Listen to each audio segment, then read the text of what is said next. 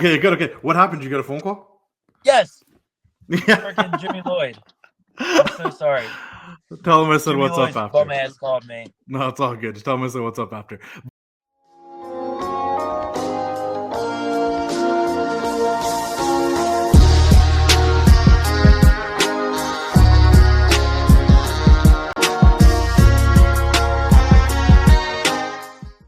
And we are back for another casual conversation with the classic guys. I am here with Philly's finest, WWEID's very own Marcus Mathers. How are we doing today? Let's go. I'm doing great. How about you? I'm doing great. I'm heading to a wedding reception, so I'm a little dressed up. I was testing ties right now, but we have to get this done. You don't have to lie to me. You could have just dressed up for me. It's all right. You don't have to lie to them. Maybe you're trying to do an interview here to be your advocate, like your own Paul Heyman and Wiseman. Right? Who there knows? We go. Yeah. Who knows? How's everything going for you, man? I've been hearing a lot about you. I've been watching a lot of your stuff. Everyone's like, you got to check out this Marcus Mathers. And from what I've seen, damn, what's up? Thank you. Some good stuff. Yeah. Thank you. I mean, yeah, it's great. You know, it's been really good. This journey has been absolutely insane, especially this past, 6 months with WWEID. It's been, turned my life upside down, but in the best way. It's crazy. Let me ask you this then. How do you feel about all the buzz it's been getting and with Evolve and all this stuff? Were you expecting any of this stuff to come up? See, it's funny because we did in the beginning. When we all chatted, it was we don't know where this is going to go. This is a first time ever thing. None of us know where this is going to go. We don't know what's going to happen, and so much has been added. We've been able to work with so many great people, evolve. None of this was happening in the beginning. It was just, we had the schools, we had, and now it's so much even more support and so much more stuff that we can learn from and get better. It's absolutely insane. Let's go back for a second then. What were your earliest memories of professional wrestling? What were your first memories of wrestling? So my earliest memories, my dad was a wrestler. So okay. I've been around it my entire life. So it's just always been there, So I have a lot of early memories of independent wrestling. A lot of CZW. I used to go to CZW shows all the time, and I'm a big deathmatch wrestling fan. I love it. I think it's great, and obviously the good deathmatch wrestling, of course. Yeah.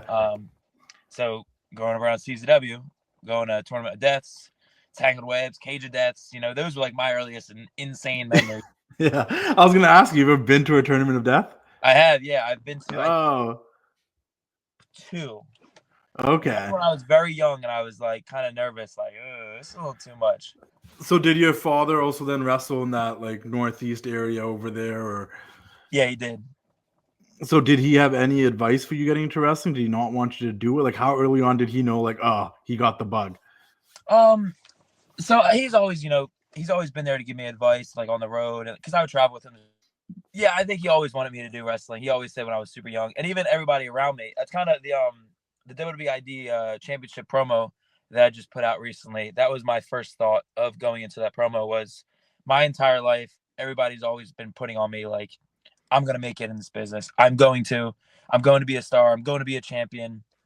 And it has been it's been a lot of pressure because I never really thought about it until now. It's man, a lot of people my whole life, and not just people in wrestling, teachers and all that stuff, always just been oh, this guy's going to be doing this. He's going to be doing this, and I'm yeah. And then now it's all right, well, I got to do it now. I got to prove them right, Well, you've been doing well so far. You've been proving them right so far as you've been going, right?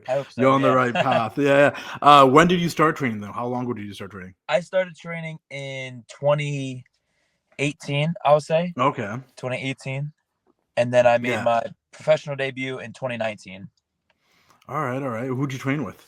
Matt Tremont, actually. Oh, okay. There you go. Yep. Talk about death matches and CZW.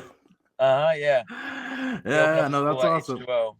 So that's where not bad. So who would you say was some of your biggest influences? To look at your wrestling style, who are people that you look up to and kind of these are the guys that I kind of take things from, right? Because I feel like everyone takes a little bit from everybody. You're inspired a bit from somebody to create your own thing, but who were you inspired by? 100%. Definitely AJ Styles is top guy for me. It'd be AJ. And then as I got older and I, watched more New Japan and, AEW, Kenny Omega is now somebody I look at. I love Kenny. I think he's great, phenomenal wrestler, you know. So a lot from Kenny Omega now. I love Will Ospreay. So AJ, Kenny, Will Ospreay, Cody Rhodes, one of my favorites, you know. And I feel like you have the guys I study and like want to, you know, I guess be like, you know, Yeah, and like because like take stuff from. yeah. And then you have like your favorites, you know, like I've always loved Yeah. John Cena, Undertaker, and you know, you could study them for like the moments they create. You know, they've created moments. The Rock even too. They've created moments that we'll remember for the rest of our lives. You know, so it's like I want to have, you know, I want to wrestle and be like one of the best wrestlers in the world, but I also want to create moments that people remember forever. Yeah. Too, you know. You understand there's a good balance, and it's about Yes. both, and that's a big thing too. Seth Do Rollins is you another guy too. I feel like he's great. A guy I yeah, studied. Can't believe I forgot about him. I feel like he does both a lot, really good too. no, he's all around. Would you say, like, how do you feel about your promos and stuff right now? Like, where do you feel like you're at it? Did you ever have struggle with that, or was that something you were kind of always confident with? I feel like that's probably been the hardest thing that I've got. You Yeah. know, that's been always been my struggle. You know, and I think I've always had a thing called a promo voice, where you wanna be like, you wanna act big, and this Saturday I'm gonna kick your ass, and I'm gonna, you know, and that's one of the biggest things I'm working with WWE ID right now is just promos and just talking, being natural, you know, and just having a conversation with the camera, you know, with the phone, with the people, with the interviewer, you know, just talking. Exactly what I'm doing right now. Like just working on more of being like that instead of having that voice. That's because that voice isn't me, you know? Yeah. So I feel like that's always the go-to in pro wrestling, you know, it's easy. But so I'm trying to get out of that and just be more like myself, exactly like I am in the ring. It's me. Yeah. So I got to work on that with promos. That's always been my biggest struggle. Being Yeah. that exaggerated version of yourself rather than that wrestling promo voice, basically. Yes, Yeah, 100%. Yeah. that's dope. Let's talk about the independence and everything you've done on there right now. Was there a match or a moment where you're like, oh, like it hit you, like I'm really doing this? Do you have that moment yet where like it was a crossroads? You're like, okay, this is something I can do long term. This was a cool moment. Yeah. So for me, like me in the Yeah, ring, I think I always wanted to just make sure I would make it and just do this for the rest of my life, you know. But I guess thinking of a moment where I knew this was working. I don't know. I feel like one of the biggest things was what's it called? The first Hammerstein show at GCW. yeah, That was huge, you know, just being a part of that and, you know, getting a reaction when I came out to the crowd and just having, I guess, that first experience with a large crowd and walking out with like a stadium type thing. And just, that may have been like the first, like, all right, like I do yeah. this is where I need to be. This felt, you know, comfortable and right, you know, being in a big environment with a lot of people and a big show. It felt right, you know. So This is maybe, where I belong moment. Yeah, yes, maybe that show. Yeah, the first Hammerstein show. And it was, you know, it was a battle royal. It was just a small part.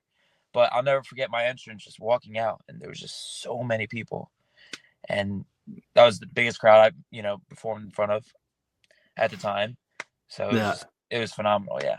How nuts was it when you get like your first reaction? You're like, oh, people know who I am. Or like It's someone really comes up cool. to you and asks you for a picture and you're like, oh, me? Like It's insane, you know. I feel like yeah. now in my career, there's a lot of like I'm at my gym right now. I've taken a picture with somebody here. Yeah. I've taken a picture with somebody at the movies actually recently. You know, that was Yeah. cool. Just, you know, surprising. It's So very like humbling. that stuff is cool. Like that stuff is really Yeah. cool. And they're not like friends, they're just, you know, actual fans, you know. And it's crazy, you know, I don't know, it's insane because I used to be that same guy going up to indie wrestlers, WWE guys, you know, everybody taking pictures, getting autographs, you know. So it's like it's really cool to just be in that Yeah. position now, you know. Is there obviously in this WWEID program, so like who knows what's gonna happen in the next couple of years, where you're Mhm. gonna be? Is there anybody you are looking forward to maybe getting in the ring with in WWE or NXT that you haven't yet that like is a possibility now? I mean, obviously AJ Styles, all my favorites Yeah. right there, you know. AJ, you know. I was just thinking about this. A guy like Carmelo Hayes. I feel like we just passed each other on the independents. Sue and I was sort of a little bit kind of getting a buzz. he went to NXT, you know? Yeah. And not even like a buzz, just I started to take maybe more bookings outside my home place, you know? Yeah. He went to NXT. So we never crossed paths. So I think that would be great, you know? I have a weird one that I love. I would love to wrestle Logan Paul. Yeah. I think he's great. You know, I always was a fan of him and watching his vlogs and stuff. So yeah, he's phenomenal. So Yeah, he's such a natural the way he picked up on it. And it's funny, I never really watched his vlogs and stuff, but yeah, I'm like, I've seen enough of him to be like, oh, like he'd be pretty good at this. I mean, he's athletic and he can really talk. good. Yeah, And people like for someone that didn't watch his vlogs but just kind of knew who he was and knew who his brother was, I'm like, a lot of people already dislike them just because they exist. So like it's a natural heel. I get So it. that would be cool. That'd be cool. How did it feel when you found out you were getting the WWE? Obviously, you presented the actual contract from William Regal, but like, how was that moment? Like, did you know? Were you aware that it was happening that night? So we didn't know. You know, I got a lot of like weird emails and just like a lot of like, you know, be ready, like, you know, just like, all right, I don't know what this is, you know. Then went to extra work and that all happened, you know. It was insane. It was crazy, you know, because we all didn't know exactly what it is and what it's, you know, about. But it is the first step in, and I say our because, you know, this first group is special. You know, I've been saying this to a couple people in the program, like, we're going to have this bond forever because, you know, we were part of the first one. So it's insane. It's literally our first step into our dream, you know, and we don't know where it's going to go. It could end and I go back on, you know, nothing happens. I stay on the indies, and that's fine. But, you know, this is all I ever dreamed of, you know, and this is the first step towards my dream. So I'm going to make sure I do everything in my power to use this program to the best of my ability, you know, exactly what it is, going, training, wrestling everywhere, you know, what I already was doing too. But now I get to work with top guys in this business, you know, so it's insane, you know. It blew my mind when it first happened because it's the first step of my dream. Correct me if I'm wrong, you were doing extra work when you received the contract? Mm-hmm. How did the other extras feel? I don't know. I do. Honestly, it's you know, it's like a weird, you know, sorry guys, but also, you know, like they were happy for you, but it was also like whoa, yeah, what about us? yeah. But also, you know, it's like, this is great. I think it's great for all of independence, you know. If I wasn't, you know, obviously, like, I'm in it, so it's like, but if I wasn't in it, I'd want to be in it. I want to be in the second round. I want to be in the whatever they're going to do at the end of this, you know. I think this is great for all of us, you know, and it's, you know, not everybody's going to get, everyone's journey is going to be different, you know. Some people are just going to go straight to WWE without this program, and some people are, I don't know. You know, Triple H said something in a podcast about, or not a podcast, after I think Elimination Chamber, that, you know, we'll stick with these guys for, you know, as long as it takes, you know. So maybe there's a second year with WWEID. I don't know. You know, it's none of us know, and it's everyone's journey is different. So, you know, everybody there who was an extra, you know, if they just got to keep working hard. That's all, you know. And same as me, I got to keep working hard. You know, I don't want just the ID thing and it's over. I want more. You know, I want to be on NXT. I want to go above that. You know. No, and I think that's a big deal. What you were saying there, right? Like being part of the first class is that one, you know, anyone can be next. Only so many people can be first.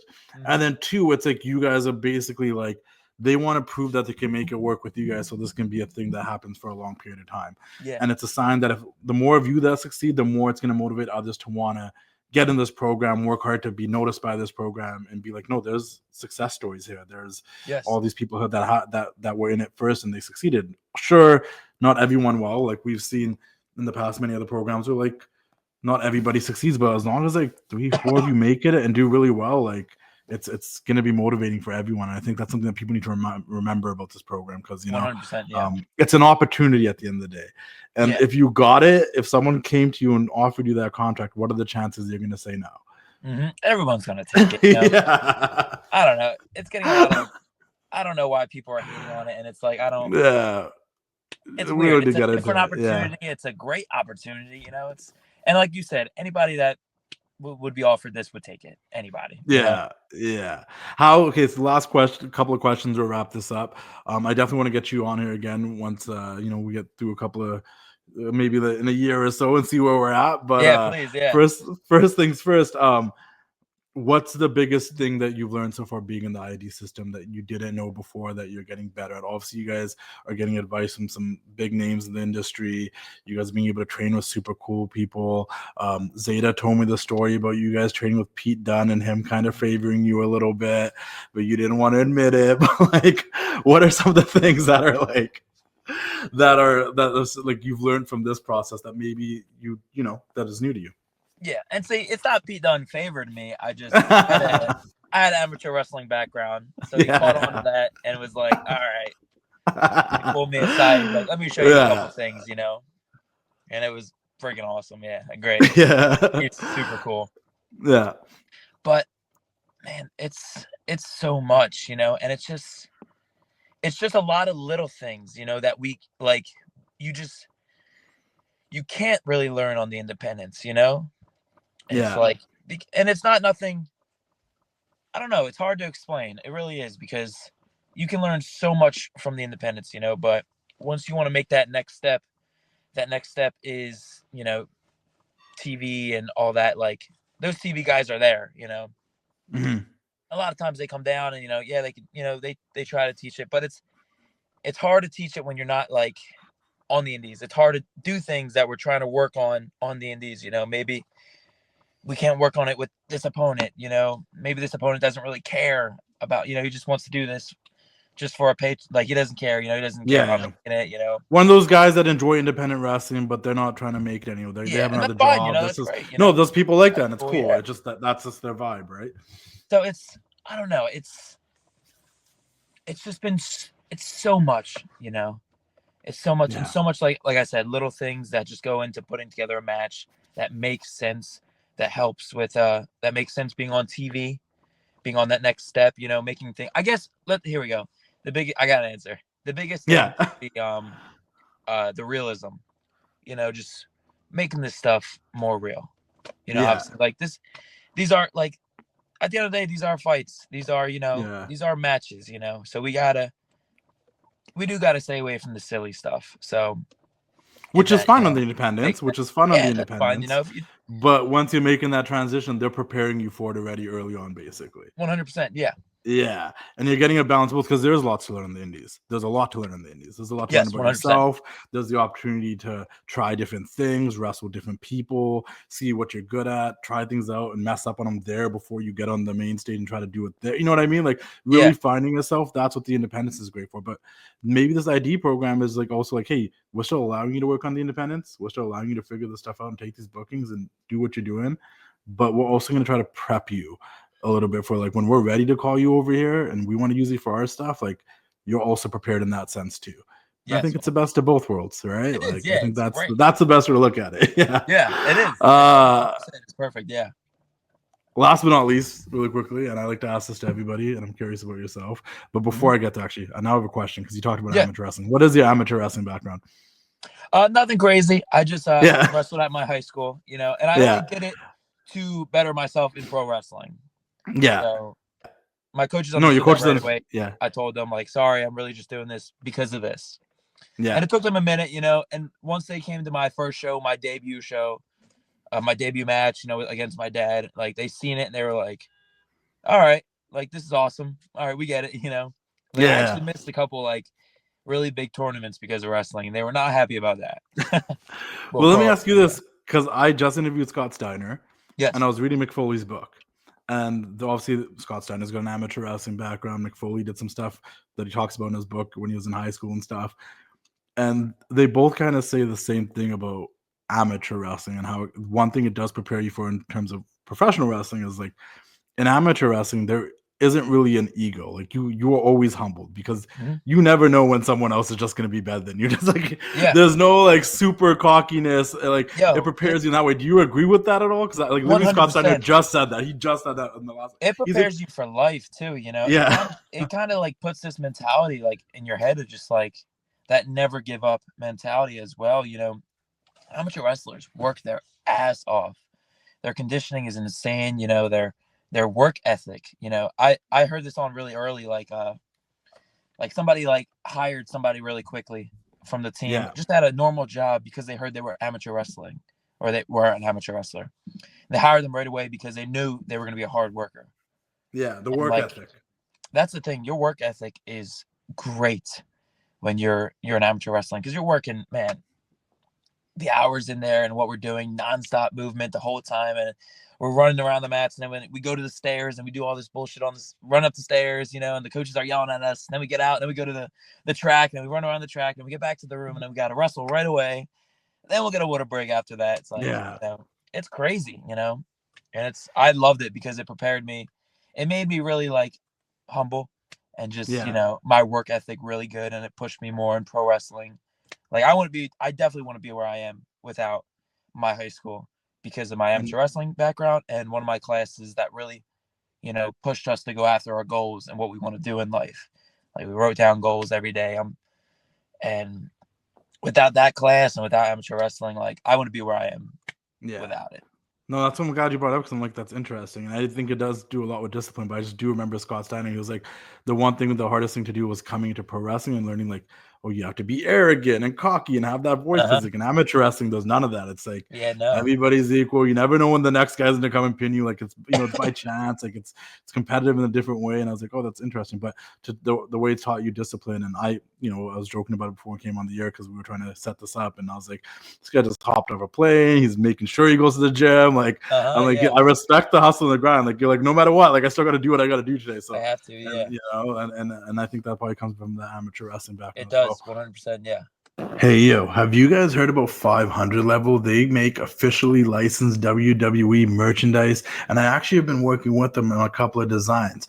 A design that I worked on recently was with a girl named Caitlin, who's a big Dakota Kai fan, and we designed this new Dakota Kai shirt, which you can get exclusively now at 500 Level. Once again, officially licensed with the WWE. Really wanted a new Dakota Kai shirt.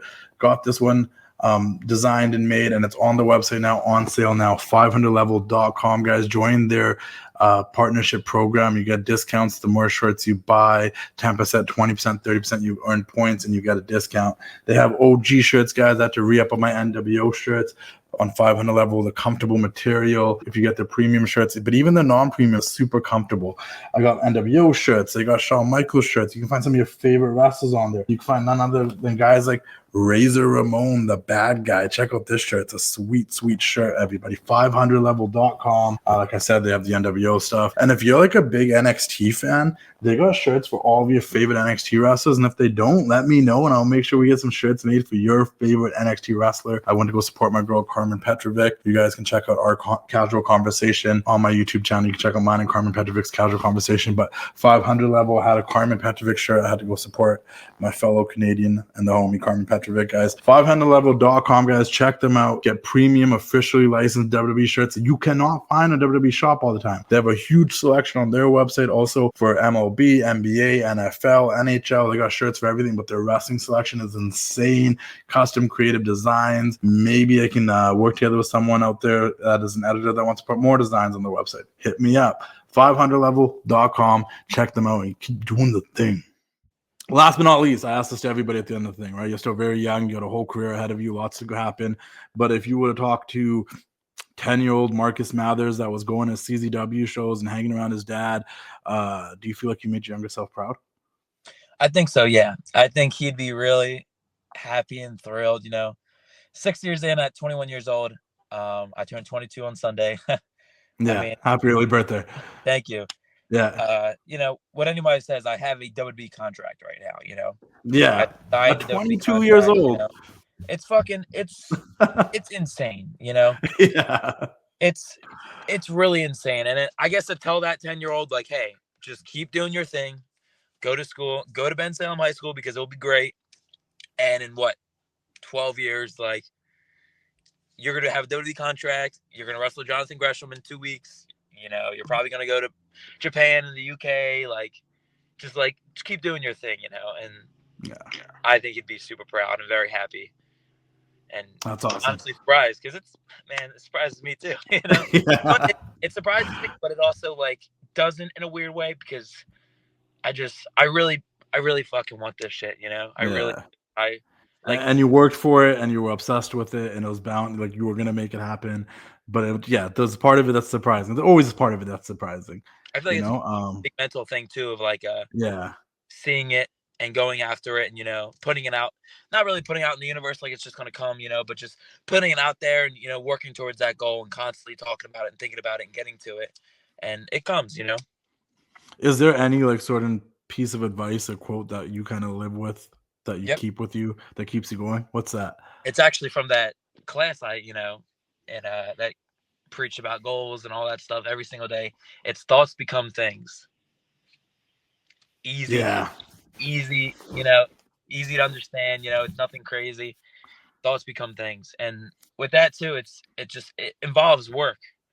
It's not, a lot of people want this and they don't put that extra effort in, and they get angry at themselves and they crash out and they bring themselves down because they don't understand why they aren't a part of this program, why they aren't, going far in professional wrestling, or maybe even in life. You got to put that thought out there. You got to work towards it. But again, you got to work towards it. You got to put that. You got to put that. You got to make that step. You got to go to the. Yeah, there's a thought, but you have to take the initiative, and then it can become things as long as you take that initiative and put it into action.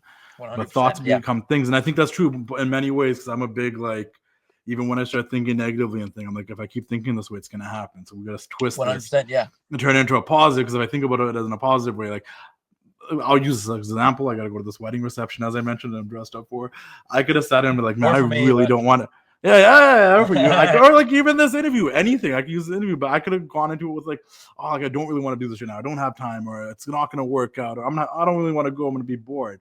But then I have to switch it to be like, no, it's going to be fun. I'm going to go there. I'm going to have a great time. Exactly. It's going to be a great time. It's going to be worth the drive and getting up. This interview, we're going to get it done. It's going to be a fun interview. We're going to get it done no matter what. It'll be fine. And once you think that way, and then it becomes the way that you want things to be most of the time. Exactly. Just being positive. So many people are so negative in this world, and I'll be honest, my dad had he had a very negative mindset. So I learned from that very early on, and I wanted to do the opposite. I wanted to be positive about things. Yeah. And, have confidence towards things. And both my parents have no confidence. They don't know where I am. But I just, that's the thing, though, right? You learn the good and the bad from your parents and the people you grew up around, right? So exactly, yeah. Right. So you take what they did wrong and you learn from. You take what they did right and you learn from it. And I get that. So you're at some point they're gonna be super proud of you because you're achieving all the stuff maybe they wanted to achieve, and they're like, yo, this was our purpose, and that's cool, what my dad says too. Now, yeah. See, look at me. I already knew. I got there myself. I'm getting old. I think I'm getting old. People just need to be more positive. Yeah. No, they definitely do. But I like that thoughts become things because they do, right? As long as you're thinking right, then things will be fun. Exactly. Yeah. Right. And not everything goes as planned, and you might have to take some detours. And life is nothing without road bumps and roadblocks, but that's part of the fun of it all, right? It is, and it's okay. It's fine. You just gotta keep moving forward. It's all right. That's what keeps things entertaining and keeps you on your toes. So yeah. No, I appreciate your time. This is great. We'll definitely do this again. Hell yeah, please. Yeah, thank you. No, sounds good, man. Everybody check out Marcus Mathers. Follow him. Hey, your name is actually Marcus Mathers, right? My real name? Yeah. No. Okay. Was it ever inspired though by Eminem, or am I just tripping? Yeah. Okay. I didn't have a name. I wanted my name. Yeah. I didn't have a name, and I asked my trainer, and he's like, give me a couple things you like. And I was like, I don't know. I like Eminem, Pokemon, wrestling. Then he came up with Marcus Mathers. I was like, all right, that works for now. And then and it just stuck. Because the first thing I thought of when I heard, I'm like, it's my brain just being a '90s kid growing up on Eminem. I'm like, oh, Marcus Mathers. Yeah, and it's crazy too because I just watched AJ Styles they did a little documentary of him debuting at the Rumble. Yeah, and he had the same story. He didn't really know. Somebody just gave him the name, and he's just like, all right, whatever. I'll just keep it for now. And then it's still AJ Styles now, so it just sticks forever. Hopefully right? I have that same story. Yeah. Well, for those that don't know, CM Punk stood for Chick Magnet because he teamed up with a guy named CM Venom, and they were the Chick Magnets. It's crazy. Eventually, over time, it became Chicago Made, but it stuck forever, and nobody knew what it meant and why for so long. So it's nuts. We'll wrap this up. So what's on your playlist? What do you listen to? What gets you pumped? My playlist. I'm a big I feel like my playlist is all over the place, man. I can't even lie. It goes to Post Malone's newest country album, to A Day to Remember, Yeah. to Taylor Swift, to now Sabrina Carpenter. I love her. No, I feel you. I'm all over the my place too. I playlist dig it. is I appreciate it. all over the place. Yeah. No, But a I'm lot of definitely the same way. emo rock gets me pumped up, especially when I'm at the gym. Yeah. It's a weird, like I always say, like maybe I'm a little fall into a melancholy a lot because like sometimes sad songs pump me up. I don't know what it Oh my is. God, yeah. It's like a depressing emo song. I'm like, no, but I'm hyped because maybe Yeah, fired it is. up. The song is depressing, but man, it got a good beat. Paramore is getting loud. I'm like, all right, Yeah. Who's your favorite Pokemon? I would say Top 3. Whoa, definitely number 1 is Shiny Rayquaza. I'm a big I like the shinies. Yeah. The black Rayquaza is awesome. The black Charizard would probably be second. Yeah. Third, I don't know. It's crazy because I'm old enough to remember when there was only 100 and then the 101 came out and it was like such a big deal that was Mewtwo. You're like, oh my god, the movie came out. And now there's so many. See the crazy thing is too, I just play Pokemon Go. I never played any of the games. I never played any of the cards. I've been playing for years, like since it first came out. So now I get it all, and I'm like, this is great. No, I'm like a full decade older than you, and like Pokemon was a thing in the 90s with the cards and everything. So I was in it deep at that point. Like I was a big Charizard, Pikachu, like Blastoise, like that era with the Game Boy games and the colors. But no, it's just crazy. It's crazy, but it's crazy that it's still like sometimes like I understand. I don't think it's surprising at all. It doesn't surprise me at all. But there is something crazy to me that it's still so popular till today. Like it is. It's insane. It lasted the test of time, and it just keeps growing. Like Pokemon's like a thing forever, like wrestling. But yeah, it's really cool. Exactly. Yeah. Yeah. Okay. Awesome. No, I do appreciate it, man. I'll let you go to the gym. I know it's getting dark over there. We lost the light. I know. Sorry, guys. I gotta hit the road soon. But we'll chat. We'll do this soon. I appreciate your time. Hell yeah. Thank you so much. Thank you. Thank you, man. It's time to say goodnight. We sincerely appreciate your patronage and hope we've succeeded in bringing you an enjoyable evening of entertainment. Please drive home carefully and come back again soon. Good night.